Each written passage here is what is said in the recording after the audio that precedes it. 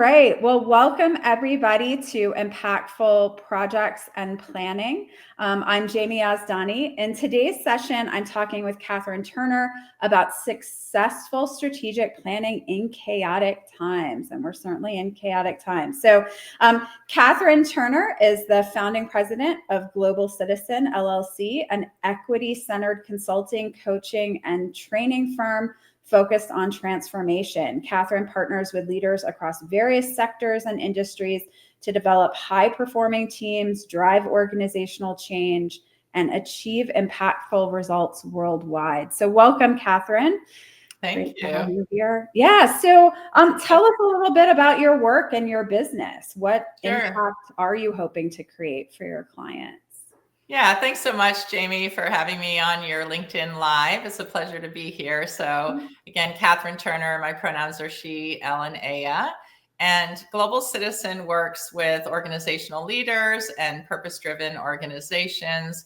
We develop effective, inclusive leaders and teams, and we also work to affect organizational transformation. And so we're looking to align organizations' mission, vision, values, policies, strategies, and culture. We're looking to drive organizational transformation so that organizations can better achieve their mission, their vision, their values, and do the purpose-driven work that they are designed to do in the world.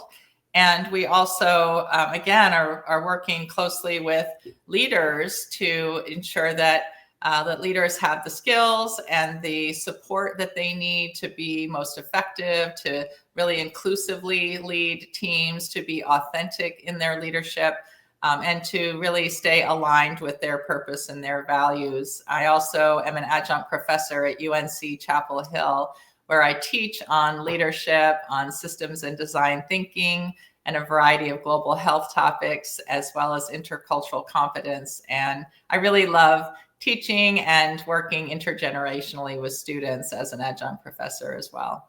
Yeah, wonderful.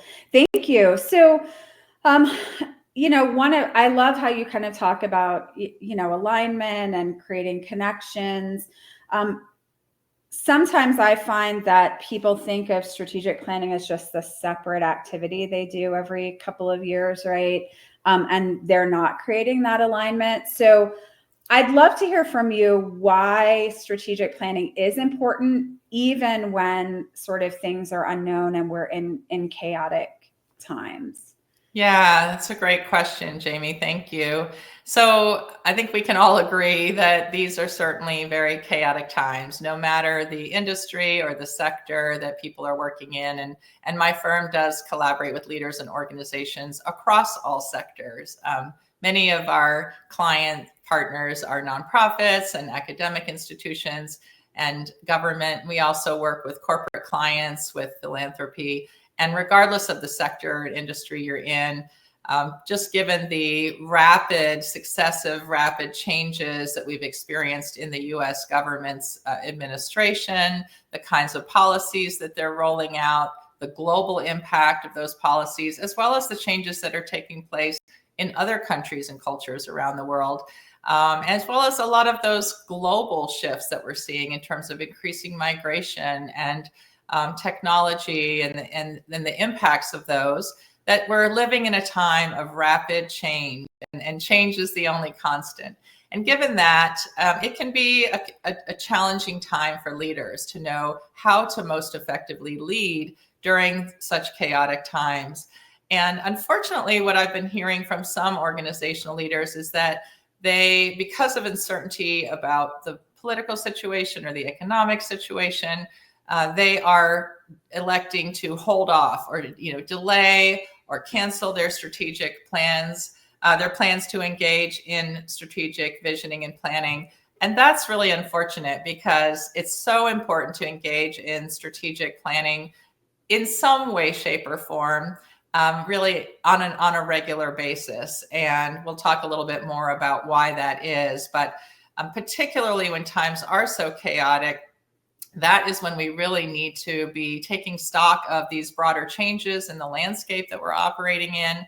And we need to ensure that we are leading our teams and organizations in ways that are really mindful, are really strategic, are taking into account all of these changes that are taking place, and being really adaptive and adept in our leadership. And so I would say that some form of strategic planning, it may not always be the full comprehensive approach to strategic planning that we can talk about, but I've also been talking with leaders about where we can focus, where we can prioritize our efforts so that we can make sure that that I am helping them, assisting them in being as strategic and aligned as possible.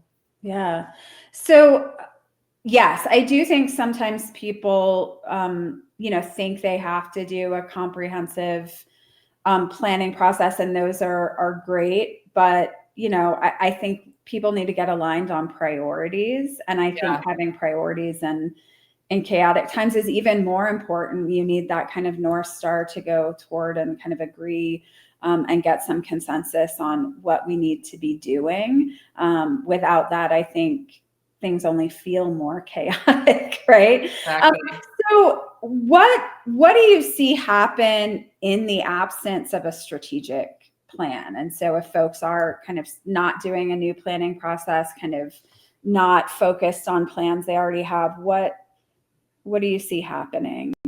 Yeah, exactly. And those are often the scenarios that we see. Either people have not yet conducted a strategic plan, or they may have conducted one, but it's out of date and they haven't refreshed it. They haven't updated it based on what the current circumstances are. Or they have created a strategic plan, but they're not using it. I'm often called in by clients, by organizational leaders who will reference a strategic plan. And then when I ask them, what's the status of that? And how are you doing on achieving your goals, on your planned activities, your deliverables, your metrics? And they haven't really checked in on their plan, so they don't really know. And that then makes me wonder, why are we going through all of that effort and expense to do it if we're not going to really actively engage with our strategic plan? And that's really important. So I would say in the absence of a strategic plan, what often happens is that there's just this kind of these different efforts, activities that are not they're not aligned. They're not coherent. They're not all working together for a strategic shared understanding of the vision that they're moving towards, of the kind of goals and impact that they're intending to have. They're not cohesive in the sense of how they all work together. Organizations are systems, and we need to take a systems thinking approach to understanding our organizations and how they're operating. And all those parts are interconnected. And if we're not pulling them all together in a coherent way, then they're just kind of these random elements that are all operating independently. And those elements might be departments or units in your organization. They may be the people in your organizations are pursuing different goals and activities without a shared understanding of the vision, that North Star that you referenced, what we're all moving towards, and having a shared vision, a shared set of goals, and a shared understanding of the why, the purpose. Why are we doing what we're doing? To what end? What are the desired outcomes, and how will we measure those? And so we just see a lot more chaos, a lot more uncertainty, which is also, it's not only bad for organizations because they're not moving towards their well-articulated goals, but also the people in the organizations are often suffering because they're going about their work without really understanding what direction they're heading in and doing that in alignment with each other and with their organizational priorities. Yeah, I think that's a great point, that it isn't just about the organization. It also kind of trickles down to the people. And I do think if organizations are not going to set a direction, people either retreat, or you are going to have some middle managers who are going to set their own direction. And you may have different departments kind of doing some different things. And so I do see a comment, love what Katherine is saying. Without a plan, you're reacting to the chaos, which makes it hard to stay mission and value aligned. So thanks for that, Sarah. So on the other side, we talked about kind of what can go wrong if you don't have a good plan. But what can you expect if you have a successful strategic planning process? Yeah, so I'd love to talk through the approach, the comprehensive approach that Global Citizen LLC takes, and then also how, again, just stress that we are always really adaptive. All of our work is highly customized to each client, to their priorities, as well as their budget, because organizations have different budgets to work with. And so we'll work with organizations to really create the most value for the budget that they have available. So a good strategic planning process is always going to begin with a strategic assessment. We need to know where we are first, what our starting place is, before we can then articulate where we're going. And so we conduct a strategic assessment that is designed to assess the organization's and the broader environment's current state. So we'll conduct this strategic assessment by first of all, we're going to need to form a strategic planning committee, which is a representative group of all of the stakeholders, the key stakeholders in an organization. And it does need to be representative so that we're bringing in those diverse stakeholder perspectives, the different roles they play in the organization, their own diverse identities and lived experiences and perspectives and cognitive diversity that they're bringing to the process. As well as their tenure with the organization, age differences, role differences, et cetera. So we have a small but representative group that's going to work closely with my firm to really plan out and co-create, collaborate on this process together. So we conduct the strategic assessment, which usually involves interviews with key stakeholders, could be focus groups. We might conduct a survey. My firm always creates a survey or form that's available to all stakeholders throughout the process. So there's always that opportunity to really engage anyone who wants to provide confidential or anonymous comments throughout the process, so we can hear honestly and authentically from people about their perspectives on where the organization is and where they want to see it going. And then we also conduct an analysis of all the organizational documents, data, and artifacts. We pull all that together into a strategic assessment report, and that report will include our findings and recommendations that we then present back to the strategic planning group that will then form the foundation and inform our strategic visioning and planning process.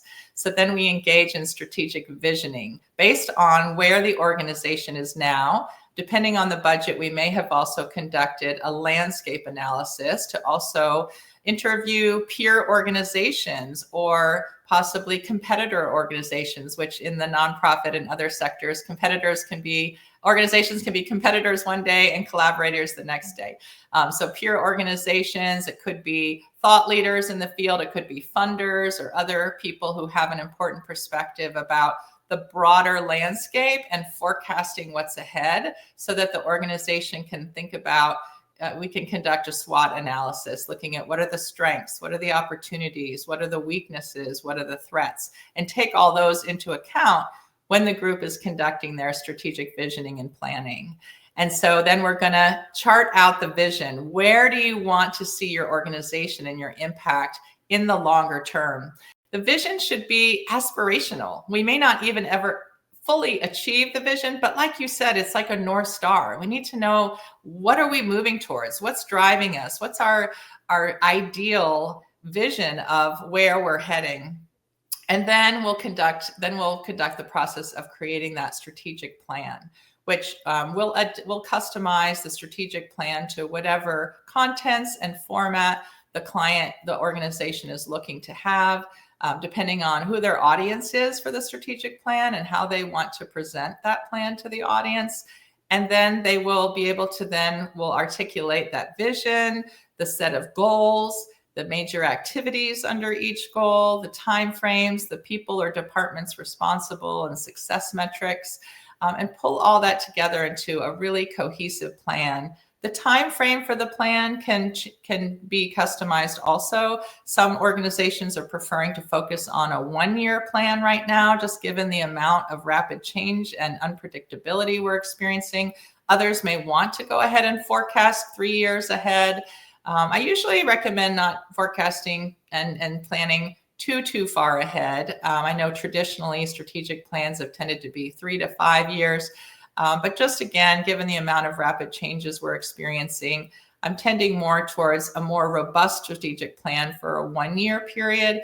And then we can still go ahead and create some broader placeholders and plans for the next 2 to 3 years so that, again, we know what we're working towards, but we're probably not going to elaborate those in great detail, because what we find is that when people are implementing their plans during the first year, there are a lot of changes and they're going to make some revisions and adaptations, and they should, because again, these are active documents that you are using to guide your process. And that they easily translate into annual work plans that organizations can use to implement, to track their progress, to take note of any changes or adaptations that are needed. And then that can inform the subsequent planning for that second and third year if they've done, for example, a 3-year strategic plan. So to answer that's kind of a summary of the process. Again, the more comprehensive process, but we can also work with organizational leaders who want to say, we know that development and fundraising are key areas for our organization to focus on, or we know that operations, that we're needing to look at our structure and operations. So whatever the priority area is, we can hone in and conduct an assessment and do some strategic thinking and planning around those specific areas that they're wanting to prioritize.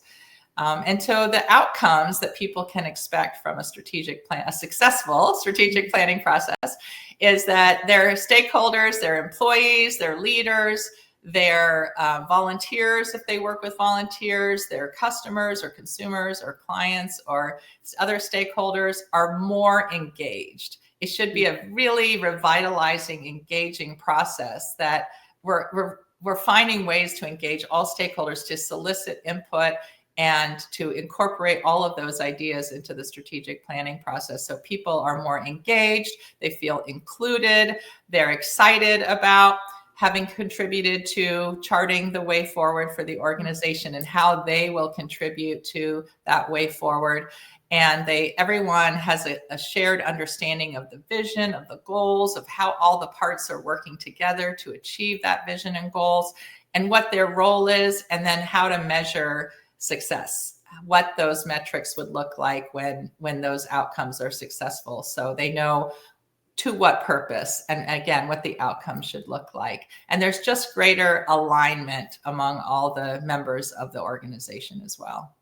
Yeah, well, thank you for sharing that. I think, I really love that you didn't say we just get the board in a room and and write something, because I do think the more engaged you have people from the beginning, the more bought in they are to the plan. And I, of course, from a project manager's perspective, love that you also focus on implementation and an action plan, excuse me, and what people are going to do, to actually make the plan happen. So we are, I know a little bit longer than maybe planned, but is there at least one thing that you see go wrong in strategic planning processes, and sort of what can folks do about that, or what is the impact?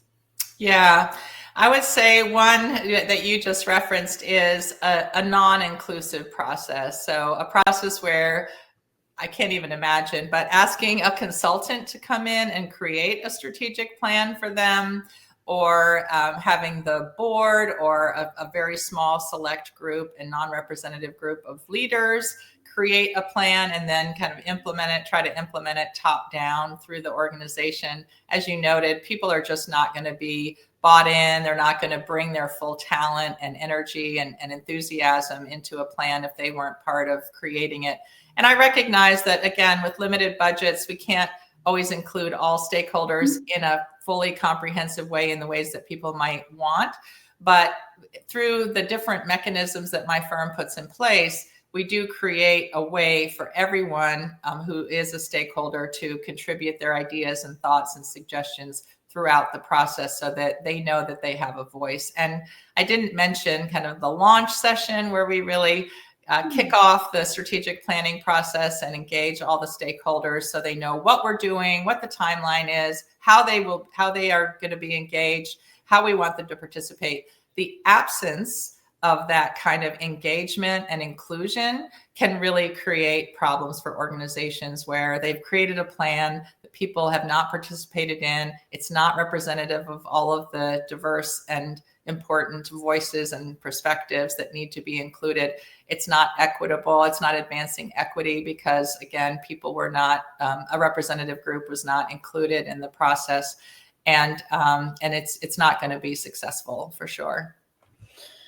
Yeah, definitely. So how can, if folks want to continue this conversation with you, what's the best way for folks to reach out to you? I'd love to hear from you if you're an organizational leader and you're thinking about contemplating a strategic planning process, or you're looking for a more abridged, strategic thought partnership. I'd love to thought partner with you and help you think through a design and a plan to hone in on some specific priority areas, to be an ongoing thought partner to help you, because it can be lonely at the top. I hear from executive directors and executives and board members all the time, because of the confidential nature of their work, they can't always talk openly with others in their organizations or outside of their organizations. So having a strategic thought partner and advisor can be really helpful. So I'd love for you to reach out and have a complimentary consultation. You can email us at info@globalcitizenllc.com. You can reach out on LinkedIn or other social media, or email us at info@globalcitizenllc.com. We'll be glad to respond to you and set up a complimentary consultation on Zoom, and we'll talk through. I'll help you discern, based on where you're at and what your needs and priorities are, how we can come up with a budget-conscious design that will really meet your organizational priorities. Wonderful. Thanks so much, Katherine. This has been great. I appreciate your time.